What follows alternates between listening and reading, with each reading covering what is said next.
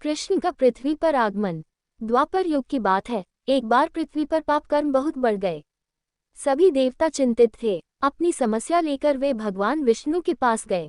भगवान विष्णु ने उनकी बात सुनकर उन्हें आश्वस्त करते हुए कहा, चिंता न करें, मैं नर अवतार लेकर पृथ्वी पर आऊंगा और इसे पापों से मुक्ति प्रदान करूंगा। मेरे अवतार लेने से पहले कश्यप मुनि मथुरा के यदुकुल में जन्म लेकर वसुदेव नाम से प्रसिद्ध होंगे। उनकी दूसरी पत्नी के गर्भ से मेरी सवारी शेषनाग बलराम के रूप में उत्पन्न होंगे और उनकी पहली पत्नी देवकी के गर्भ से मैं कृष्ण के रूप में जन्म लूंगा। कुरुक्षेत्र के मैदान में मैं पापी क्षत्रियों का संहार कर पृथ्वी को पापों से भारमुक्त करूंगा। वह समय भी जल्द ही आ गया। मथुरा में ययाति वंश के राजा उग्रसेन का राज था। राजा उग्रसेन के पुत्रों में सबसे बड़ा पुत्र कंस था। देवकी का जन्म उन्हीं के यहाँ हुआ। इस तरह देवकी का जन्म कंस की चचेरी बहन के रूप में हुआ। इधर कश्यप ऋषि का जन्म राजा शूरसेन के पुत्र वसुदेव के रूप में हुआ। बाद में देवकी का विवाह वसुदेव के साथ संपन्न हुआ।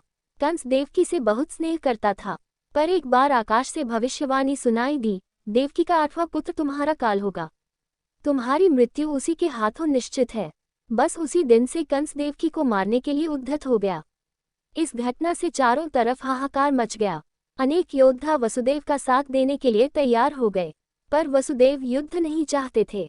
उन्होंने कंस को भरोसा दिलाया कि देवकी के किसी बच्चे के जन्म लेते ही मैं उसे तुम्हें सौंप दूंगा। वसुदेव झूठ नहीं बोलते थे। कंस ने उनकी बातों पर भरोसा कर लिया।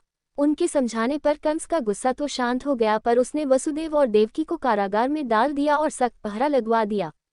जैसे ही देवकी ने प्रथम पुत्र को जन्म दिया, वसुदेव ने उसे कंस के हवाले कर दिया।